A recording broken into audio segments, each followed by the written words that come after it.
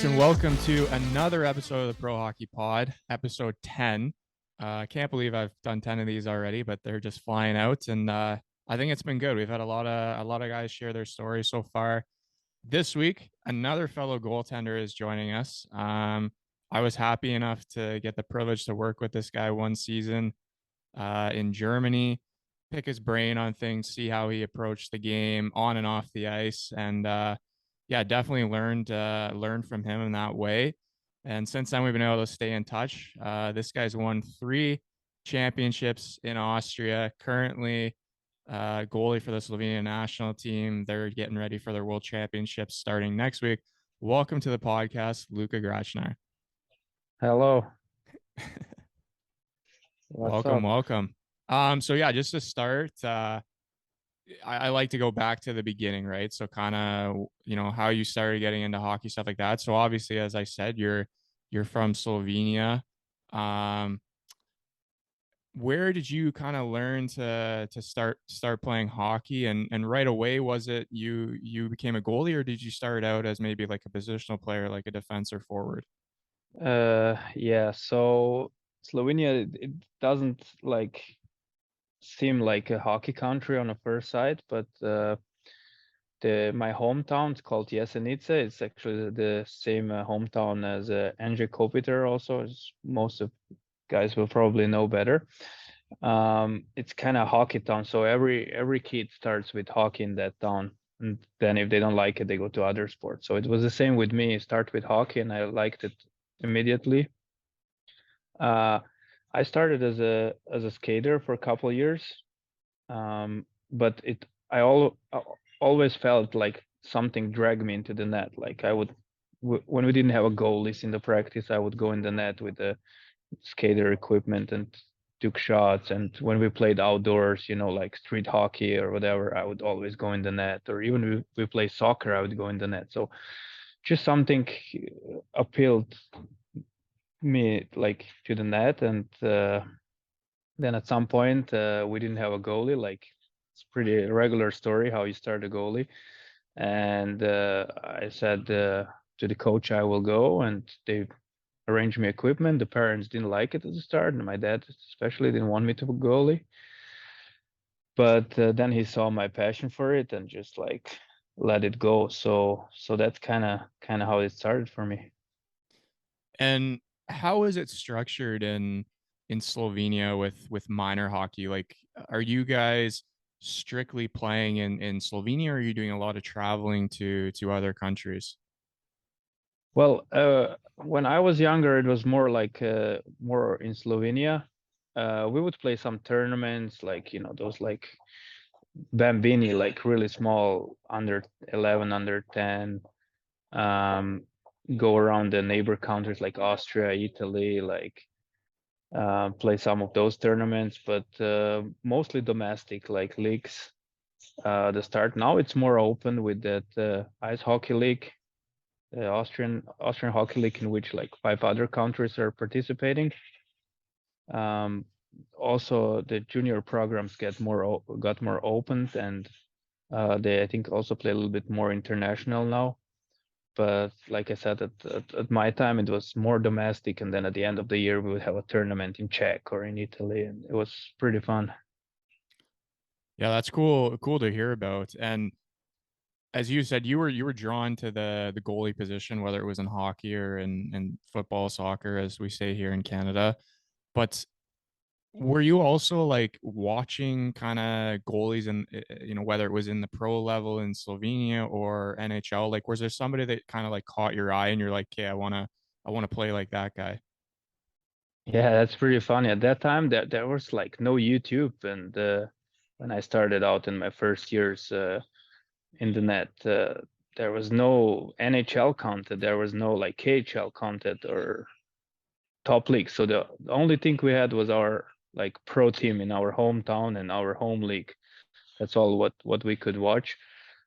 So I immediately like picked the home team starting goalie, which his name is Robert Kristan. He also had pretty good pro career himself, and then later stages when I was like 18 I turned pro, I had the honor to actually share the net with him in national teams for several years, and we became really good friends. And actually, he's a one of the goaltending coaches with national team now. So he's working. I'm working with him every day on the ice, and yeah, he was like my idol from the start. That's pretty cool to, have someone like that that you obviously idolize, and now both on the ice got to share some a little bit in your career. And now you're working with him still. How was he? I remember the name. I remember seeing him in, some world championship stuff like that. But so for his style, like what would you say his style is if you were to give it maybe a comparison to, someone in the NHL who might have a more popular name? Like, is there someone he kind of played like? Yeah, it's really hard to compare goalies to me, but he was pretty technical for that time. There wasn't that much of like technique and goalie coaching, especially in Europe back then or in Slovenia. So in comparison to the other guys from the area, he looked like really technical. Uh, when I look back now, I didn't know it was technical back then, and he had something, I don't know, something special in his I don't know, moves, or how would I say, like just something special, and it attracted me. And he was obviously really, really good. And um, yeah, he would like I admired him even when I played with him, and yeah, it was pretty funny to watch him. Sometimes that's all it is. It's just, watching somebody and there's something about the way they play, how they carry themselves in the net that just attracts you to them. And you kind of think, okay, I'd love to model my game after this guy or something like that. But you brought up another point. So back then, not a lot of goalie schools in Europe, maybe not a lot of goalie coaches, stuff like that. So as you're growing up playing this position, like how are you teaching yourself to play? Like were you able to go maybe like to North America to goalie schools, or was it more just, watching a guy like Christian play and kind of mimic the moves in that? Yeah, it was more of that, what you said, more watch the guys in our pro team and try to look like them. And then later on, we had some goalie coaches coming over from Czech, kind of making one week camps with us where we could just like learn the basics. But that was like once a year, so you kind of saw something, but by by the mid season or something, you forgot everything. There was no consistency in that working. So like it was basically like stop the puck mentality back then with us. So I think maybe it's not even that bad that when you think back, maybe you develop that raw skills and then later put everything on in the box, which is one way to do it. There is more ways. I think there's always more ways to the success. That was kind of my way, but I didn't choose it. That's just how it came. Like my first like goalie coaching, like real goalie coaching, like happened when I was like 16, when I went to play in Salzburg. That was like my like wow eye opener. Okay, there's a lot of like theory behind it and a lot of like technique and skills to learn, and like it's kind of eye opening for me. Yeah, I mean, I think you raise a very good point that I think sometimes goalies think that, I have to play a certain way, I have to be this technically good. It's all starts with that. But as a former goalie myself, I think you have to have that ability to stop the puck, whether it's just getting in front of it, whether it's being, athletic, having that battle mentality. Like you said, I think if you have that aspect of it and then you work with, goalie coaches that help you technically, you take a little thing from them, take a little thing from this guy, make your own recipe. That I think has a maybe a longer uh outcome on a goalie, because you do have to first and foremost know how to stop the puck. Yeah, exactly. Like there are so many like with goalie position, there's so many segments, so many skills, which decides how good the goalie is. It's not just a technique and style. Like there's a bunch of goalies who look like great, textbook, like, but like having trouble stop the puck. And then you have goalies that you say, oh, is that like a street goalie or beer league goalie? But like he has those hidden, I would call it hidden abilities. You can't measure them, you can't look them, you can't open the brain, what's in there, like how the goalie thinks, how he reads the game, how his brain is connected, or you can't open the chest, see what's in his heart, passion, hard work, resilience, things like that. So those are, I call it like hidden skills, which are kind of unmeasurable, and they're as important as the skills we can like see and like evaluate, like proper movements and slides and post plays, and Yeah, 100%. Can't disagree with you there at all. Just looking at kind of your resume, I honestly just noticed this now because you just brought up when you went to Salzburg was so, for example, like when you were playing for your hometown's like under 19 team, like you were pretty young at that age, were you not? Were you not like 15, 16 playing for this under 19 team?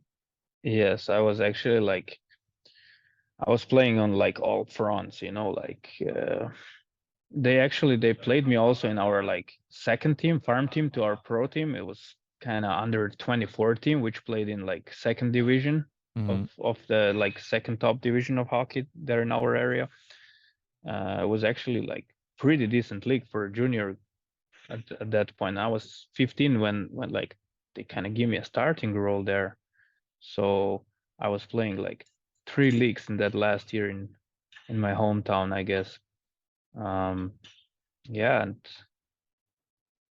kind of it went good. Well, one thing I immediately think of, and you can obviously share your thoughts on it, is at such a young age, you're playing with professionals and also older, junior kids. Getting that experience at such a young age, seeing those shots, seeing how the game is a bit faster, and you're playing games, as you said, like you were given that starter role. Like for me, that has to have been a big impact of why you were able to have so much success is because you were playing at all these levels and it wasn't like you were sitting on the bench, like you were playing. Yes, I think I still remember we counted that year. I think I played around 100 games that season with all national teams. It happened that I played also for under 18 national team and under 20 at the same year. So all those games combined, it went around 100 at that time. So yeah, that's for sure. It's like it's nothing. No practice can compare to game then at the end, because you're seeing. I think the game, like how you get better.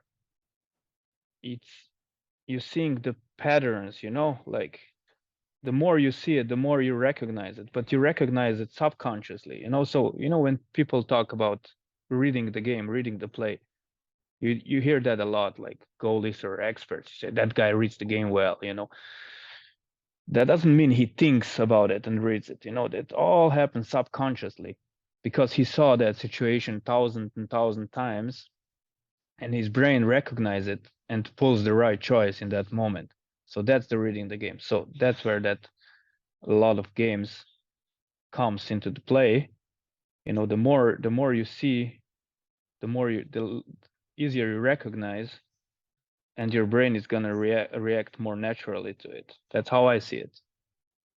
No, I see it the same way. And this was one of the things you can correct me if I'm wrong on this, but a lot of like people say that if you're, especially if you're a goalie and you're having to think in the game, then you're going to be like one step behind because you're thinking it. Whereas you said you've seen these scenarios so many times by playing all these games that it's like subconsciously a reaction. Your body knows what to do. Absolutely, I agree here. Like as soon as you start to think, you're late. You're late. You're a split second late, and that's enough. Like especially the higher and higher you go, like the less time you have to make the decisions.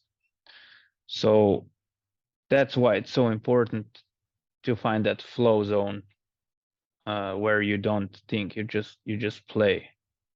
And yeah, then normally like good things happen if you're able to enter that zone like night after night after night. You know, there's going to be some games where the game doesn't allow you. You know, like there's a game where you don't see a lot of action. You know, not a lot of shots, cold drink, whatever, bad crowd, and you just can't get into your zone. But then that's why we learn technique and structure. You know, that's where it saves your day. You know, even if you don't feel well and you can't find your zone and whatever, you're sick or something, you can always come back to your structure, to your game plan, you know, and you will still be able to pull a really solid game. Yeah, there's a lot of good points there, and I hope the people listening, take that in consideration, especially the young kids, young goalies. Like Yeah, I would this is like recommend everybody like to have to write down the game plan, you know. So you know, when the things go well, everything's good, you know. You feel well, you stop the puck, you know. You don't think too much. But then slowly you kind of get away from some things and you forget about it. You know, if you write it down, you know, something goes wrong, you don't know what exactly, you know, you go and check your game plan. Okay, let's get back to that. And that's how you bounce back easier, you find your structure again. almost like a kind of like a game recap, of your thoughts after every game, and then you can go look. Yeah, I would maybe how I did it with that was like I would have a journal and write at the start. I would write quite a lot just to get the sample, you know, like to get a baseline. Mm-hmm. But then later on, you just write when I notice something. Oh, that was good, you know. Today I felt good, and then I would, you know, write down what did I do, what could be the reason, you know, like whatever. Did I tie my skates differently? That's why my ankle was more free. Just stuff like that.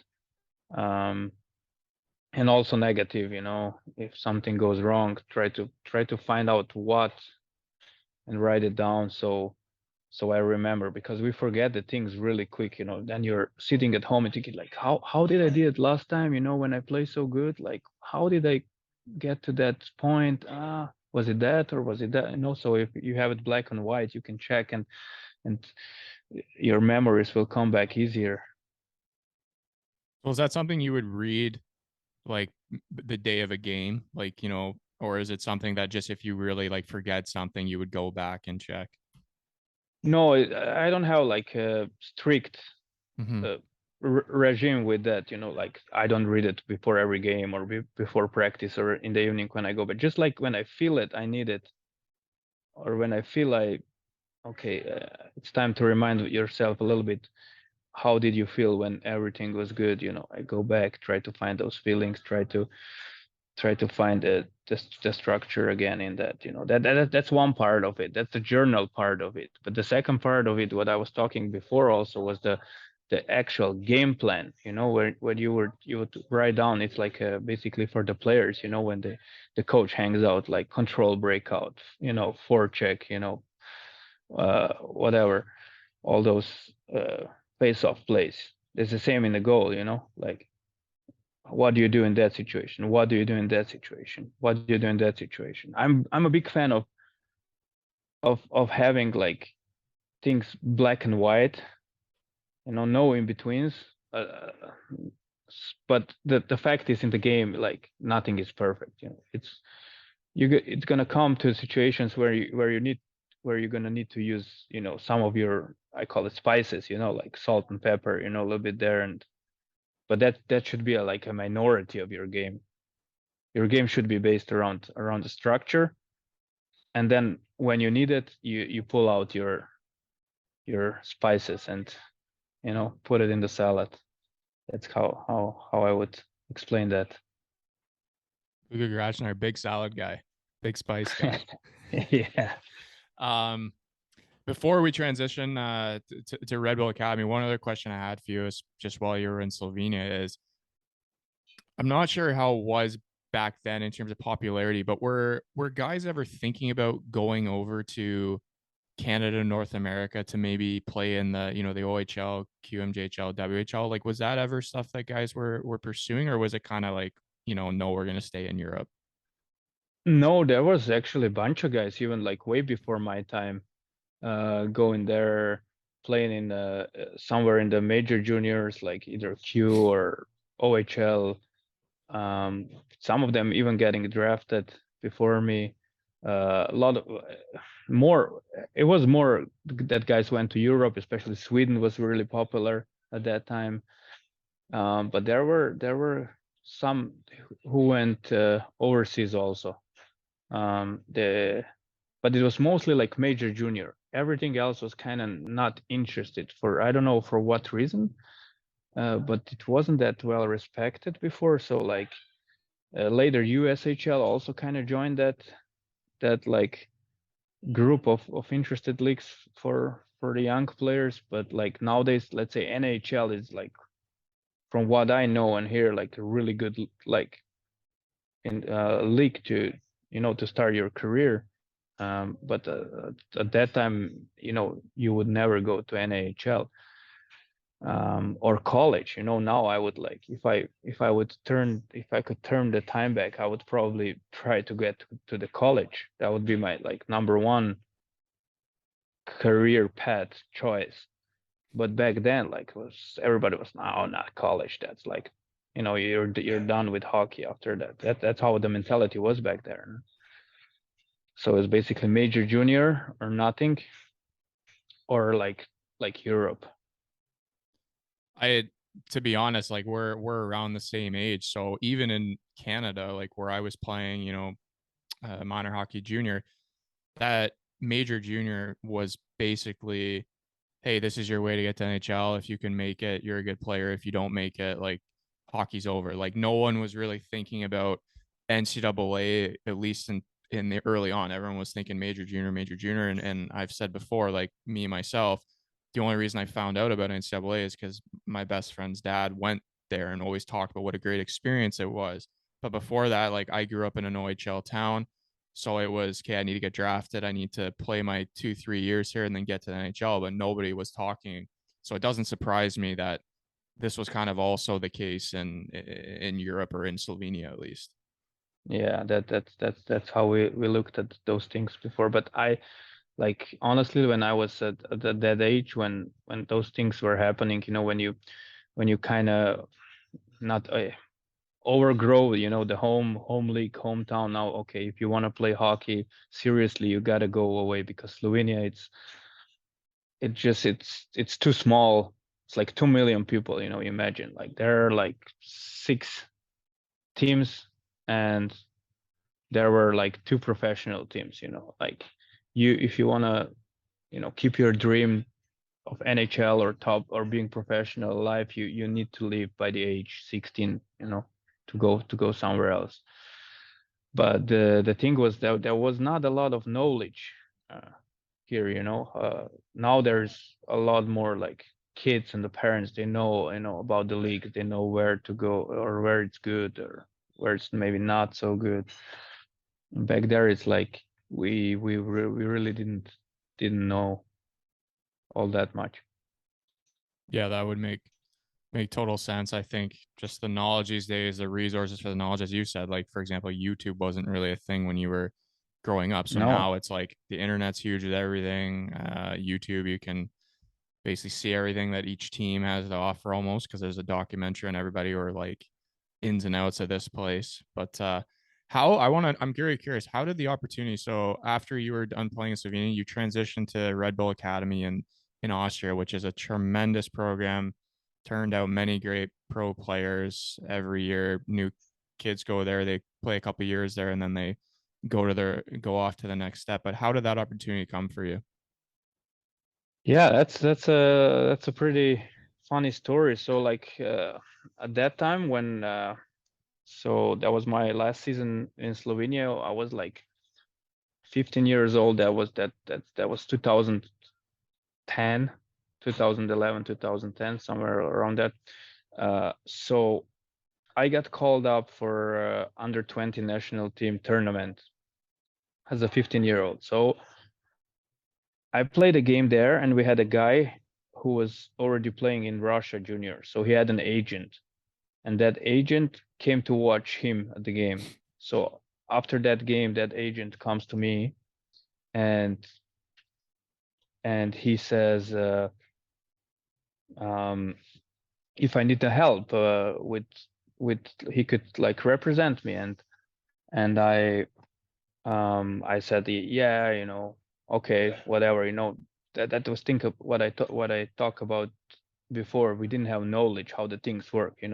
We were in some dream world where I thought the team's gonna come after me. Like we were in kind of small bubble. We didn't know like there's tons of good goalies around. Nobody's gonna come chasing 15-year-old Slovenian kid. So I was kind of a little bit like, yeah, cocky at that time, or how you would call it. I was like, I said, yeah, whatever. He will call me if he has something for me. And so that time passes, and he calls me back, and he says like, hey, I got the Salzburg for you. Would you be interested in it? And I was like, no, Salzburg. I play for men's team here in Slovenia. I wouldn't go in Salzburg. And then we had another under 18 tournament later on, and the crew from Salzburg came to watch me at that tournament. And I remember right after the game, Patrick Dallaire, who was at the time goalie coach in Salzburg, came right after me and say he wants to help me in Salzburg. And that still didn't like mean a lot to me at that time, because I didn't know, who anybody was, and I didn't even know how good the Salzburg organization was, because like we talked before, we didn't have that knowledge. So I was kind of hesitant, and I let a couple months pass, and I was trying to get to Sweden, went to try out to Swedish team in Södertälje, didn't make that tryout, came back, was deciding if I want to stay or I want to go to Salzburg. And then I gladly I talked to people who had more knowledge, and they said, "Are you, that's a no-brainer. You go, you go." And then we decide to go, and it was probably the best decision in my hockey career. And how was it like going there? Like everyone, they hear about, yeah, they spent a lot of money there. The setup is really good for training, stuff like that. Like, can you just kind of share like, how it was for you, maybe like as a young player, like what your day-to-day routine would be? Yeah, well, like for me, it was like coming into new world.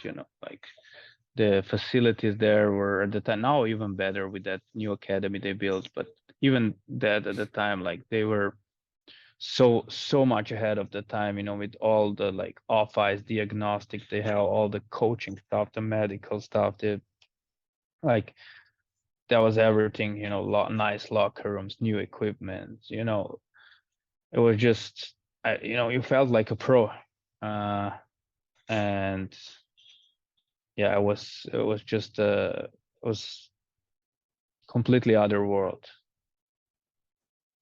Must have been pretty cool for you too. Like you make this transition there, and right away in your first year, you're getting some game experience both in their second team, so the Austria 2, or now as it's known, I believe the Alps League, and then also Yeah. the top league, so the Ebel, or as it's known now, the ISHL. Like for you at 18 years old to, getting games there, and you spent many of the next years in Salzburg and worked your way onto the first team. But those, especially those first years, like getting those games experience must have been, kind of like a cool little achievement for you. Well, like me and Pat Delaire, the goalie coach there, like we worked our ass off there, like because he was like, he gave me basically everything, and I know in hockey, like that's my mentor, and I will always be thankful to him for everything he's done for me and he's still doing for me. So we were working like when I look back now at the practices we had, like I could like puke, like how much we work at that time. Practice two times a day, every day in the morning, like range practice, goalie practice with him, the afternoon team practice every day, Monday to Thursday, and then weekend games. So I was really like, probably they saw I really want to become a hockey player. So they helped me on my way. And then in the first team, the coach was Pierre Paget. So he like really famous coach. He was coaching in the NHL for 20 years here. So he didn't care if you're young or if you're old or where you come from, Slovenia or Austria or Canada. So he saw my work ethic and everything, and he just gave me a couple games with the first team. Like I was far away from being ready for first team hockey, but he decided like he will give me a couple games, and yeah, so I played a couple games with the first team there, but mostly I played in under 18 team where we played in Czech championship. So basically that's an Austrian team, and we competed in Czech championship because it was way better hockey than Austria. And then I practiced mostly with the second division team in Austria. So that's like basically a foreign team. So if you can imagine, there was under 18 team, there was a foreign team, which was actually played in men's league, but was built with under 24 players. And then there was a big team. So I was between those three, played mainly for under 18, practiced a lot with the foreign team, and had couple things with the first team. And I kind of tried to work my way up with hard work, and yeah, that's how that turned out. And then in the second year when I stayed there, they changed the system, so they canceled that farm team and they made under 20 team. So now it was under 18, under 20, and the big team, and the under 20 also played in Czech league. So I went up to that under 20 team because I was too old for under 18, and I actually did that year. I played whole season with that team, so no stings with the first team that year. That's just how it came. And yeah, I didn't give up or anything. Just work hard with Pat daily and just trying to get better. I had all the resources there in Salzburg. They gave us all tools, all tools the athlete needs to get better. And it's just either you use it or not. Those academies always fascinate me. Like obviously I know they, Red Bull puts a lot of money into them, and as you said, you have every resource basically given to you that you need. But I've always wondered why other countries, maybe don't try to, I don't want to say copy, but do something similar to this so that they can, have another resource for developing young players. So this is obviously something cool that Austria is doing. And obviously, too, there's a lot of German guys going there because it's so close. And, the Austrian guys will go with the pro team there eventually or go to another team. The German guys will go to Red Bull Munich or another team in Germany. But it's always, like, do you think it's just, it's just kind of a unique thing that they've done and it's really hard to copy it? Or could you see in the future, like other countries maybe doing something similar? It's really hard to say because first of all, you need a person who is willing to invest so much money in like sports at all. Like the Mr. Dieter Mateschitz did. Like that's just awesome what that man did for sports in general, like soccer, hockey for the kids. Like so first you need to find a person like that, and it costs a lot of money. And I think that's, for me, if you ask me, that's like a special, maybe, I don't know, maybe in North America or somewhere where like hockey is a bigger sport possible, maybe. but here in around in the area Austria, that's like a one of a kind story, that everything comes together. Like you find a guy who is willing to put and invest a lot of money in that. Yeah, so he's just he was a really awesome man. Yeah, I mean, obviously, as you said, the money investing into that program constantly is something that not a lot of people want to do, and you know that was one of the unique reasons that I think Red Bull's been able to do that, is they had someone like him that would constantly do that. Exactly. Um, one other thing I Yeah. want to talk about while you were in Salzburg. So obviously, eventually, you did, as you said, you didn't give up. You ended up becoming a stay on the top team, a starter.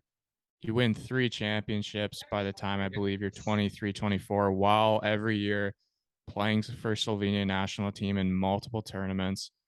Uh, 2 questions I have about that. One, does it ever get like tiring?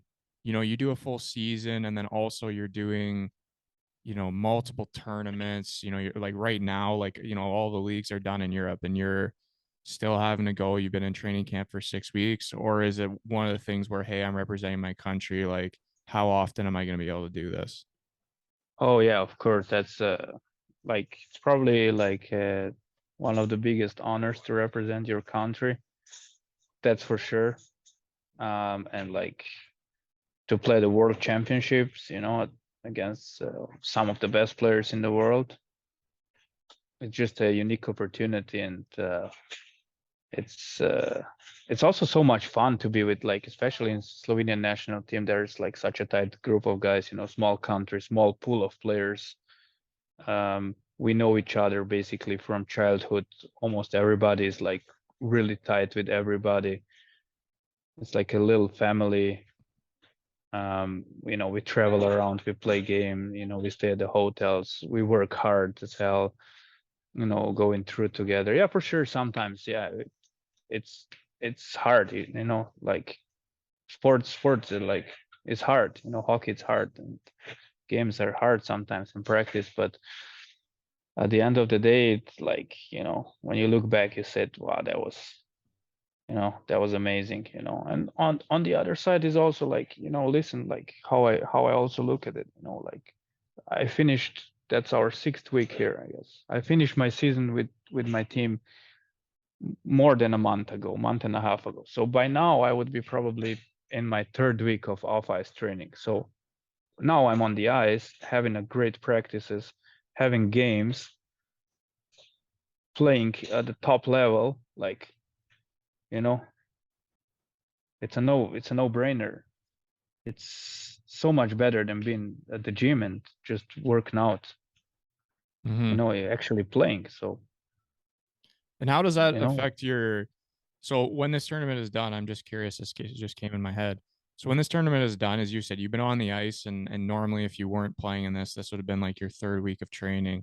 So when you're done this tournament, like, do you take maybe a couple weeks off and then you go back into the gym and back on the ice, or how do you do this every summer?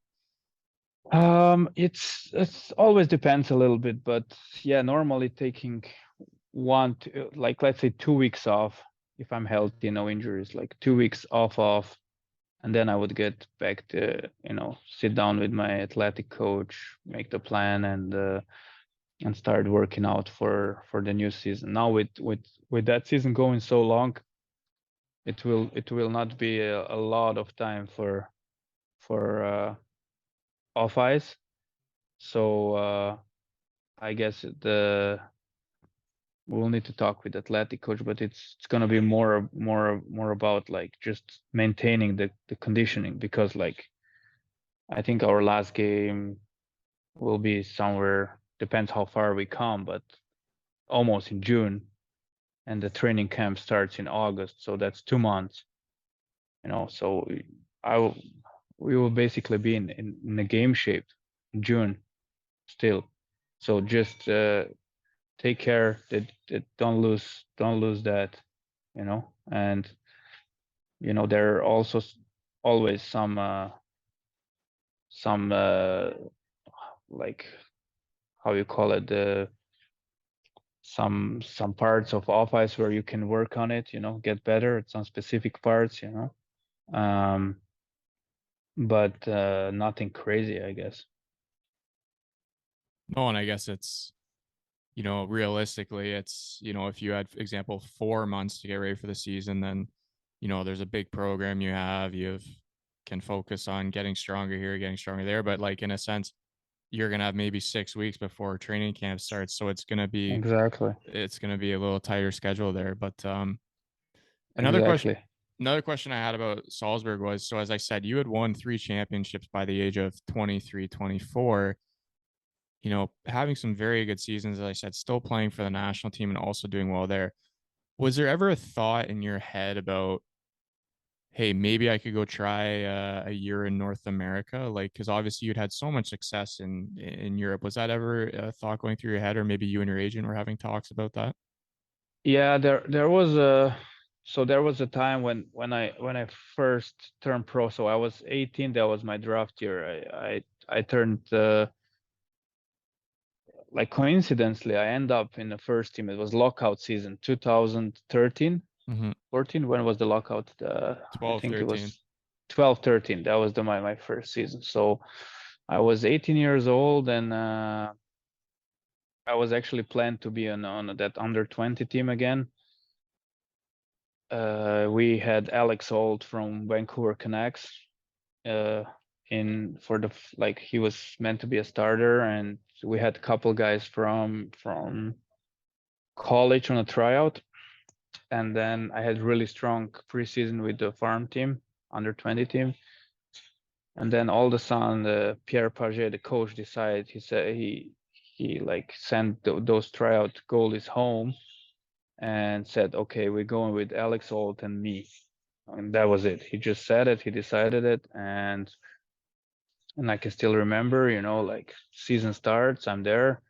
I didn't even do preseason with them, I stepped in, and first home game we lose against Czech, like there was a Czech team in our league at that time, Znojmo, like 3-1, and I remember Alex having actually a pretty solid game in my opinion, and Pierre just put me in for the next game, hard away game in Zagreb, Croatia, and we won in overtime 2-1. And since then he just kept riding me and riding me, so at the end I played like most of the games. Oh, actually, Alex Old was kind of my backup, or nah, not really. Like we were sharing, but I played more, and it was just like crazy, like I couldn't even imagine to get such a role from the start on, and that's all thanks to Pierre Paget also, because that was his mentality, he was like pushing the young guys, and yeah, I was, that's a couple lucky things in your career which needs to come together, in my case was to get a coach like that. Without him I would probably never, you can't say never, but I probably wouldn't even play pro anymore, because like it's hard to get a chance for a young import goalie from Slovenia, like 6 foot, like not big, it's even harder to get a chance. So anyways, I'm having a really good year this year, and by the end of the year they call me to the national team world championship, and I was already, those rankings, those draft rankings, I was already drafted, ranked pretty high. I think I was third in Europe, third among the goalies in Europe. It was UC Saros, I think, first, and then one more guy who's I think not playing anymore, and then was me. And then we went to championship, and I was third goalie from the start, and we lost a couple games, and they put me on the bench, and we lost a couple more, so we kind of lost hope on staying in the top division, so we relegated for sure. The coach decided to put me in against Sweden, and I happened to have a good game. We won 2-0. We lost 2-0 to Sweden, which was actually a solid result for us. And then 2 days later, we lost to Canada 4-3 in overtime, which was huge for us to get a point against Canada. So at that point, I kind of hoped a little bit I might get drafted, because I was already ranked pretty high. And on the top, I had that championship where you kind of prove you can play on that level. Yeah, and then like from whatever reason, nothing happened, so I didn't get drafted. I maybe also size a little bit. I don't know. It's hard to say. Since then, I never really had a chance or thought about going to North America. Well, sometimes, as you said, you just kind of need that. I don't want to call it like luck, but it almost is. Like somebody sees you, likes you, they draft you, or hey, come to camp, like whatever. And Exactly. you know, Exactly. it doesn't happen for everybody. But you evidently, had a very long career in Salzburg. As I said, won 3 championships. And then so for the 2018-19 season, you end up going to Poprad in Slovakia. Like, how did that decision come about, and how was it playing in Slovakia? Because you had spent so long playing in this Austrian league now. Like, how was it was it a good change, or was it a different type of hockey? Well, yeah, I was like, we were kind of, I think, all a little bit surprised. I didn't get re-signed in Salzburg anymore. Uh, and from whatever like reason, maybe I started my career in Salzburg like with 18. Like I put the ladder pretty high from the start. So normally, like the people expect, you go up and up and up and up and up. And at some point, my development, like just stuck a little bit or went down a little bit. In my opinion, a little bit of consequence of Pat Delaire. He left for Munich. He left. So I was used to work with him. Like it worked so well for many years. And we thought I'm ready to be without him, but apparently I wasn't. So that like it took some time to recover from losing him. That was like losing your, I don't know, like he was precious to me in that sense. I was still, when he left I was 21, still pretty young, and obviously I wasn't ready to be without him yet. I wasn't experienced enough, I wasn't mature enough. So my results start to go down a little bit. And as an import, I was still an import there. You gotta perform on the top, or especially in Red Bull, they can basically, bring almost whoever they want. And my results went down a little bit. Expectations were really high, and at some point they decided not to resign me anymore. So we were a little bit surprised, or we weren't ready for it, and there was just not so many options for me after that season, because when we were done, we went to the finals, we were done really late. A lot of teams were already full, so it was hard to get a good team after that. So that the chance appeared to go to Slovakian league, to Poprad for a short period. I had like a short-term contract there. And after that, I went back to the Innsbruck in the same league, in Austrian league, finished the season there. Yeah. Yeah, it was like, again, now when I talked before, when I was a kid and I came to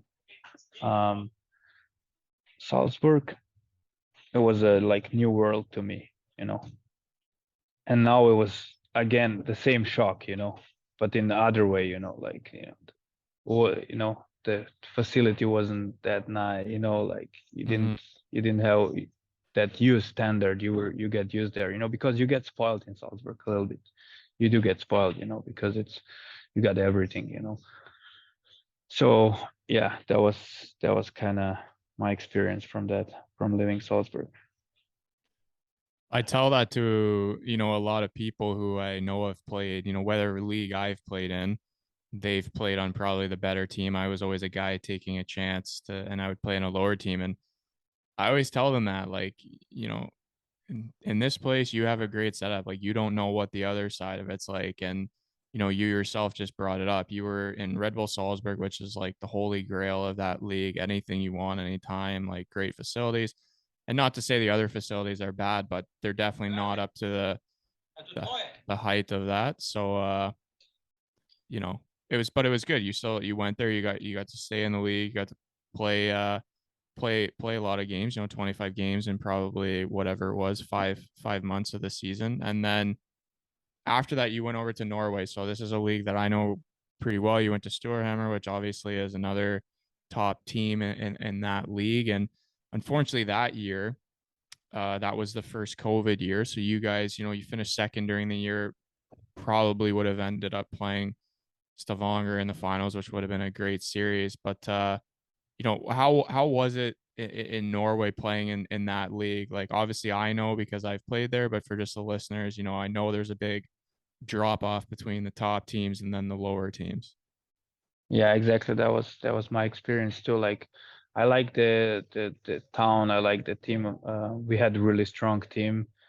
But like you said, like at that time, maybe now it's different. But we had like it was Stavanger, which had the top team, and then it was us, which had a really good team. So basically two teams, and then it was like a drop off already, and then you had 3 or 4 teams, and then a big drop off again, couple teams and a drop off. So like you had like couple leagues in the league.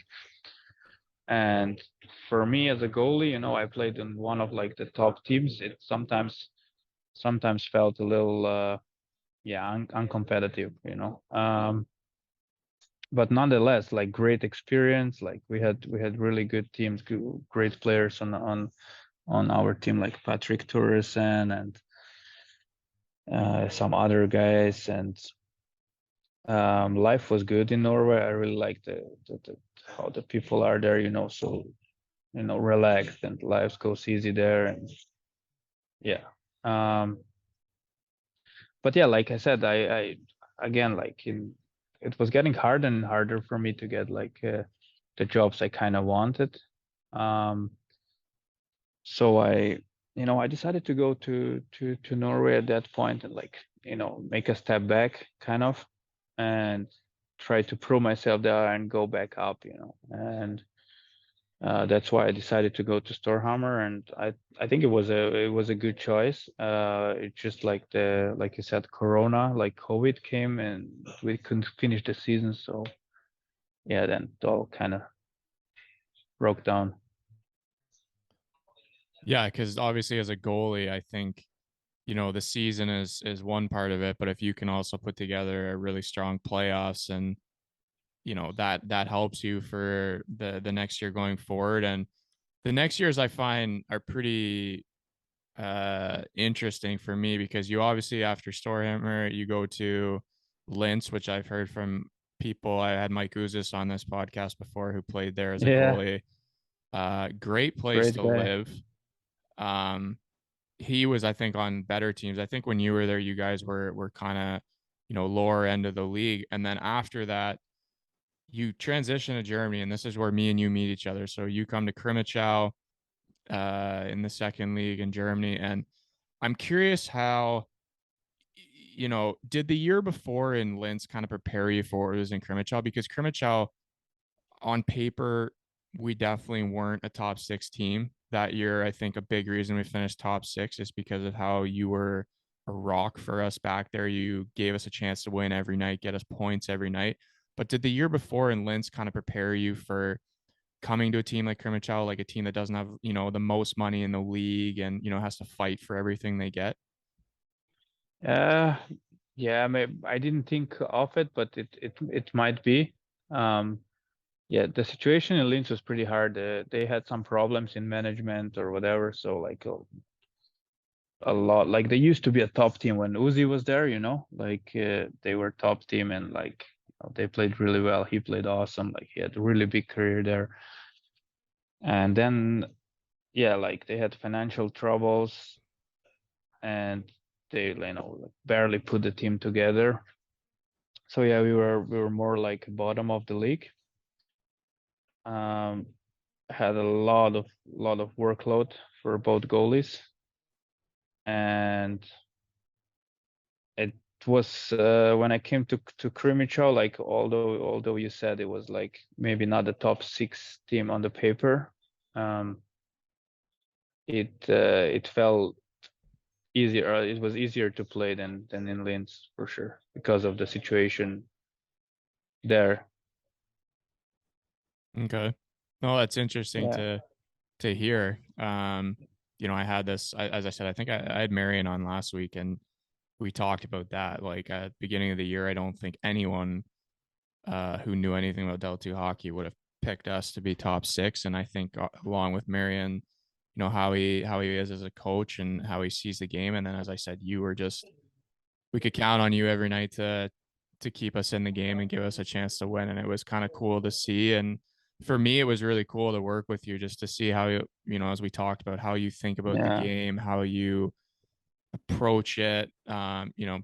Every day we're talking about something. And I thought that was like a cool thing to see, where it didn't matter if the day before it was a good game or a bad game. Like, you would come in and immediately we would talk about, yeah, what'd you think of this, and this? How about this about the game? And it was cool to learn yeah. from you because you had come up with that background of Patrick Delaire, Redbull Academy. So it was cool to always pick your brain on stuff like that.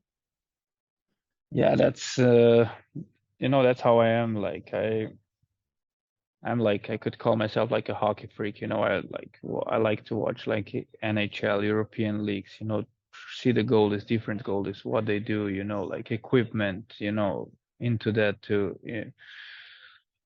Like basically, hockey, or you like better said, like goalie freak. Um, so when there's a game, and I always like to find somebody. In that case, that was you. They were all great partner for those talks. Try to talk the situations or hear the second opinion. Like to have somebody who could like offer me a debate. About some like challenge me maybe on something. And um, try to find out. Okay, that's how it is. How you say, like a consensus, Mhm. consensus, like about like something, or maybe not every time. Um, yeah, maybe sometimes even too much. Like hockey is good. Think goalie. How to get better is good, but at some point I need to break myself. So you don't get too much into it. And your brain explodes. And you try too much and you think too much. So the older I am, I used to be worse with that. Like the older I am, the more relaxed I am, the more I can, like like I said myself, maybe a time limit. Like that's how much.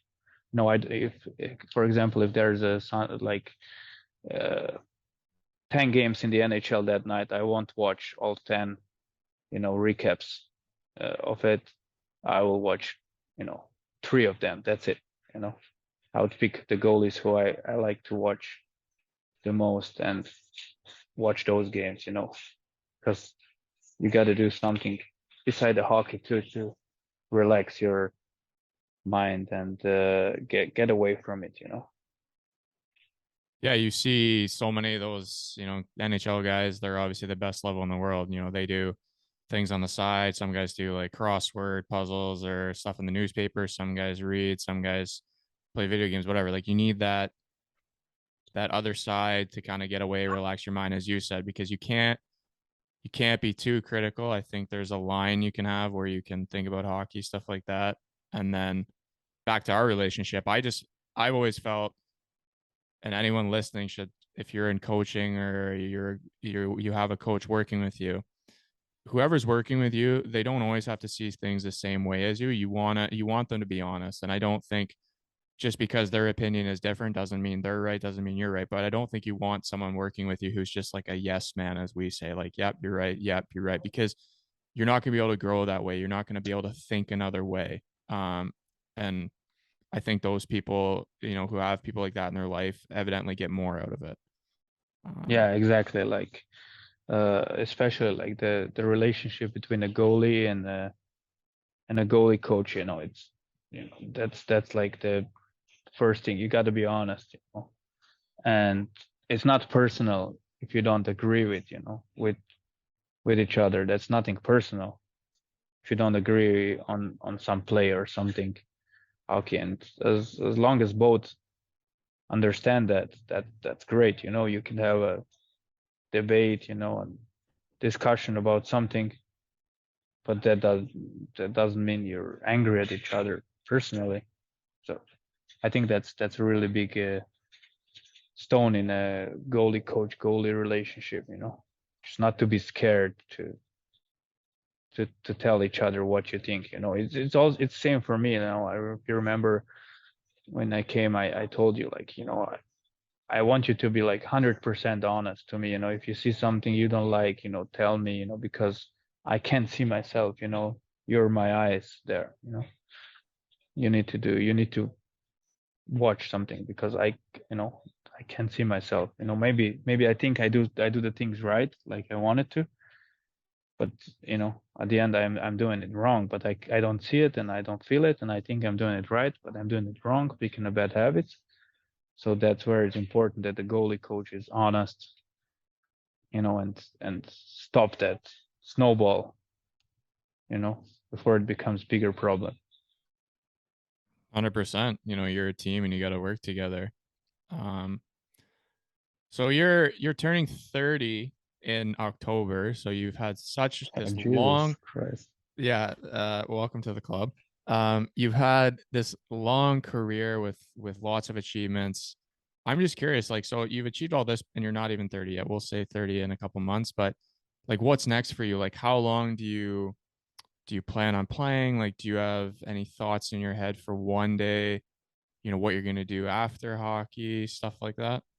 Yeah, like you talk about the cheering stuff, like that's all always relative. Like I like uh for me personally, I don't think I achieved a lot, like in hockey. But there's still a lot of like goals I have open. That's what I want to say. Um, but yeah, like I was lucky enough to start my pro path really early, like when I was 18, basically. So I think that's my 13th pro year this year, or 12th. Um, and I like to play goal. I like to stop pucks, and uh, I have no plan on how long I want to do it, or when to. When I feel that's it. I can't, like, my goal is always to move higher. I'm never satisfied. I couldn't sign a contract somewhere long term. Like, if I feel I could go higher. For me it's about, like, try to play the highest level possible. For me. And at some point, when you get a feeling, you can't achieve those goals anymore. You're kind of stuck somewhere, or you're even started going down, and I will that's probably going to be the time when I will call it, call, you know and try to do something else, and be great in something else, to have a new challenge, just trying to be great in what you're doing. um yeah, obviously I want to, like hockey is my passion, goaltending is my passion. I want to, even when if I'm done hockey. I mean, I'm 29. We're talking about being done. Like, I still think I have some hockey in front of me, but I would uh, generally I would like to stay. I would like to stay in that business, even when I'm like done playing hockey. It's a good business to stay in, especially when you have a passion for it. I guess another factor I would say, or not really a factor, I just transitioning. You just became a father. So first of all, Yes. congratulations. And Thank you. I'm curious, Thank you. how's life changed for you? Like how, like Jesus, yeah, it's amazing. I tell you, it's like, you know, it's like you can't describe it. Beautiful, like it's a little bit hard right now because we're like, since I'm at the national team training camp, I got like weekends off. That's where I go home to them and spend time with them. But yeah, we nowadays with FaceTime and everything. I mean, it's not the same. Yeah, I like it's hard sometimes. I miss them, and but we will make it up for it later. are they gonna come to any of the championship games, or they're gonna stay at home? No, they're gonna stay at home. She's, like my daughter is like she's now 1 month and not even a month and a half, less than a month and a half, and I think it's still too small. It's our first kid. We don't know, like Mm-hmm. we didn't figure out everything yet. So to travel, it's a little bit uncomfortable yet. So they're gonna watch it from home, and um, then when that's done, then we can fully enjoy the summer together, and like it's gonna be awesome. That's awesome to hear. Two more questions for you. So the first one is, I know, as you said, you're still going your career. I think you still have a long time left, but so far, as you said, you've played 12 years, going into your 13th year. When you look back on that, like, did you think you would have this kind of career when you look back on it when you were starting in Slovenia? Uh, you know what? I didn't know. I hoped for it. Like, that was my dream. I hoped. I was that was really like only thing I could imagine to do, and what in some way it's like a dream come true. It's not NHL, or whatever, but as a kid you dream being a professional hockey player, and you're happening to be doing that for 12 years now, and I'm really thankful, for everything. That's not a it's can't take it for granted, and um yeah, you know I'm really happy the way it turned out at the end. Yeah, seems like it's been a pretty crazy ride, and there's not many people that by your age, can say they've played that long and in these many countries and won these championships and stuff. So I would say it's pretty cool to look back on. And then yeah, last one here. Always ask the guest this. So if there was one piece of advice, or maybe it's a couple things that you would tell your younger self. So if you were giving advice to yourself at the age of, I guess for you, it'd have to be a little younger, but maybe it's like 16, 17 years old. Like, and for any listeners who are listening to this podcast and kind of want to see themselves playing, at the levels you have, like what advice would you give them? It's like, having I think having fun, like, and relax, having fun. That's a big one for me. Like, uh, life is too short. If you're not having fun, maybe try try something else. Like that's a big one, because like, if you're having fun playing hockey, playing goal, that's like, embrace it. That maybe that's the right word. Embrace you know, because the goalie is really hard position on itself, mentally, physically, like it's hard position, and now if you put the pressure, extra pressure on yourself, and don't have fun, then yeah, you're gonna have a lot, like, hard time. So that's why that would be my advice. Don't, enjoy, have fun, embrace, bad days, like bad games, bad goals, trust the process, get better. So that would be kind of my advice. Don't crucify yourself, for your mistakes, because the position is already so hard on itself. So just enjoy, have fun, work hard. Good things will happen. I agree. I think if you That was couple advice. yeah, but you know what? It doesn't matter. Like I agree. Myself, I look back on my younger self and I say, yeah, if I could have enjoyed it more, embraced it more instead of putting all like maybe some unwanted pressure on it, then who knows, right? Like maybe I would have had a longer career, but I think it's really important because it is important to have fun, embrace it, enjoy the process. But Luke, I appreciate you taking the time, man. I know you, as you said, you're in a hotel right now in Copenhagen. You guys are getting ready for the World Championship, busy schedule. Honestly, man, I think you have a lot more years ahead of you. You're honestly a tremendous goaltender and obviously also a really good guy. Appreciate you taking the time and good luck in the tournament. Thanks for having me, Andrew. I'm glad I could be on your podcast. And thanks for your wishes, and we'll talk soon. Sounds good. And for those listening, appreciate it. Until next week, cheers and ciao.